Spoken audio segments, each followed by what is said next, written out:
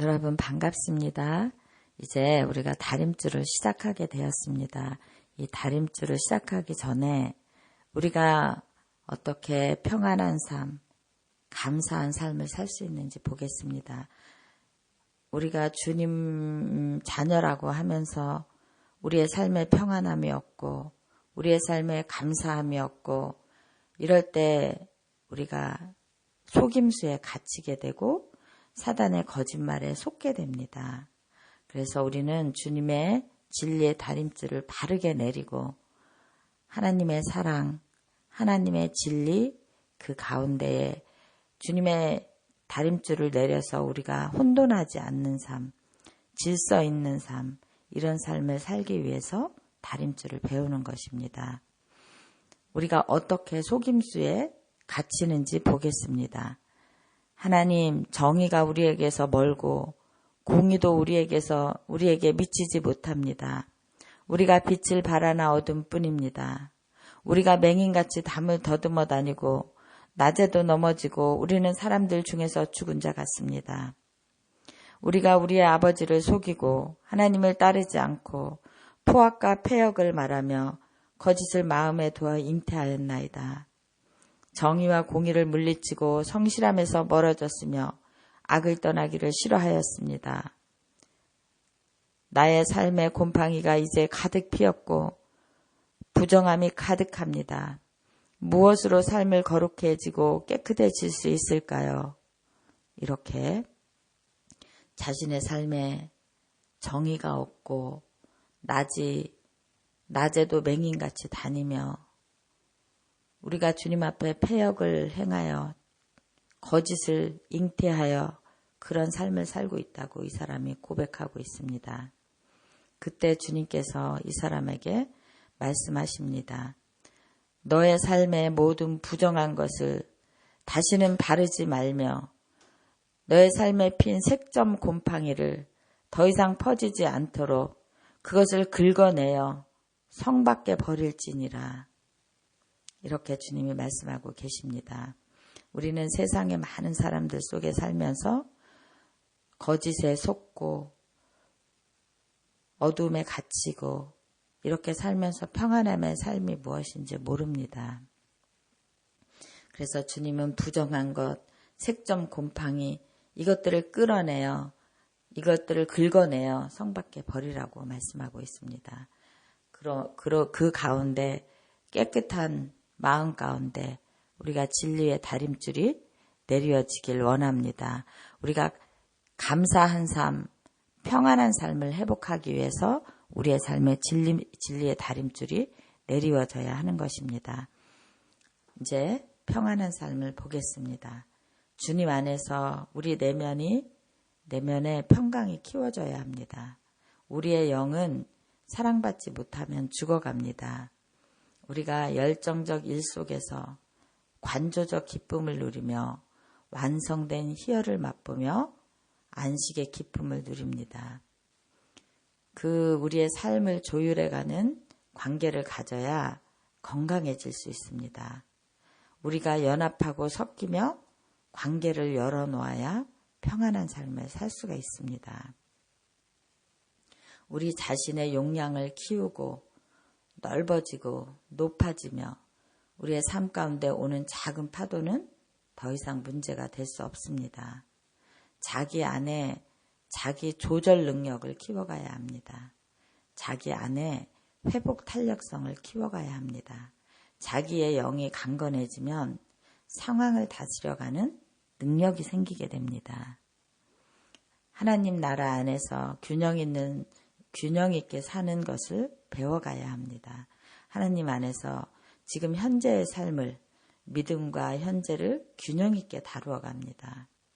자신의 하는 일의 소중함과 믿음 안에 균형을 맞추어 가며 가족들을 소중하게 대하여야 합니다. 우리는 가정은 작은 우리의 사회입니다. 그 안에서 우리가 열정적으로 일하는 것도 가족과 행복하기 위해서고 그 일 안에서 우리가 기쁨을 누리는 것도 가족과 행복하기 위해서입니다. 믿음과 균형을 잘 맞춰 가야 할 부분은 모두 가족에게 있습니다. 그래서 가족을 소중히 대해야 합니다. 믿음의 성장도 가족 안에서 이루어가는 것입니다. 가족을 모두 버려두고 내 믿음만 성장한다 이렇게 할 수는 없는 일입니다. 그리고 우리의 건강도 가족 안에서 키워가는 것입니다. 가정이 편안해야 나의 건강과 나의 믿음이 그 안에서 자라가는 것입니다. 이럴 때 믿음의 삶이 평안한 삶 가운데 들어갈 수 있습니다. 이제 감사의 삶을 보겠습니다. 감사의 삶을 살기 위해서는 자신의 감정을 잘 인식하고 그 감정을 표현할 수 있어야 합니다. 우리가 어떤 감정이 나에게 오는데 그것을 인식하지 못하면 그것이 막 다른 방향으로 막 표현되게 됩니다. 그래서 지금 나의 감정을 어떻게 표현해야 되는지 그것을 인식하고 그게 우리가 또 없다면은 그 언어를 배워야 합니다. 감정을 인식해서 언어로 표현하는 법을 배워야 합니다. 그래야지 우리가 안정된 삶, 감사한 삶이 우리 안에서 일어날 수 있습니다. 왜 그러냐면 감정을 인식해서 표현한다는 것은 내 감정을 내가 잘 다스릴 수 있다는 소리입니다. 그리고 또 보겠습니다. 나의 관점을 보겠습니다. 우리의 삶은 항상 생로병사 안에 어떤 일이 일어나고 있습니다. 그런데 그 일을 내가 어떻게 대하느냐에 따라서 달라지기 때문입니다. 나의 관점을 보겠습니다. 어떤 일이 지금 일어났는데 내가 그것을 나의 관점으로 바라봅니다. 지금 나는 슬프구나. 지금 나는 아프구나. 지금 나는 분노하고 있구나. 이렇게 에고적 자아로 자기를 의식하는 것입니다. 이것이 자기의 관점입니다. 이제 관조적 자아를 보겠습니다. 이 관조적 자아는 다른 사람의 일처럼 내가 멀리서 이 사람을 보는 것입니다.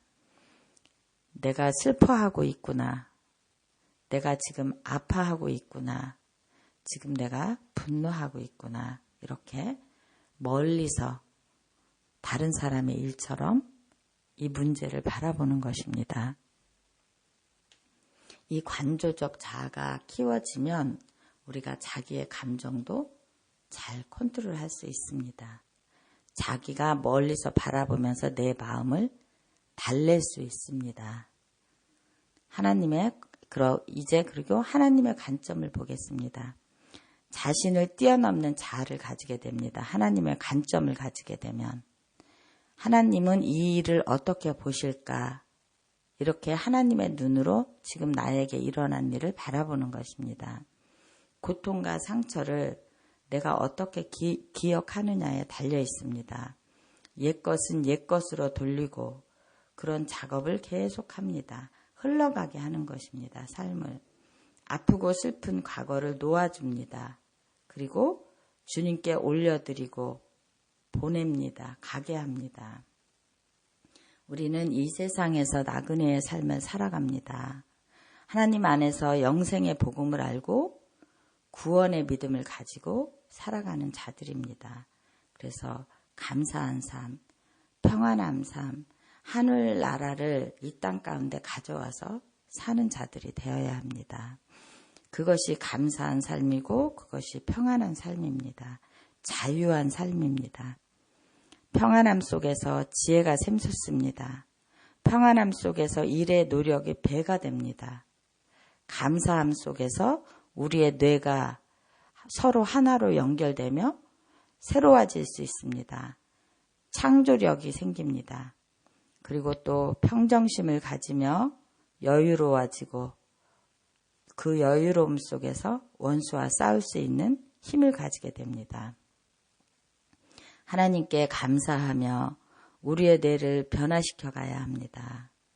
감사하는 삶의 태도가 우리의 뇌의 시스템을 밝은 생명의 빛으로 바꾸어 갈 수 있습니다. 당신의 가족에게 감사하고 주변 사람들에게 감사하고 그런 삶을 사는 것이 우리 크리스찬들의 힘 있는 삶입니다.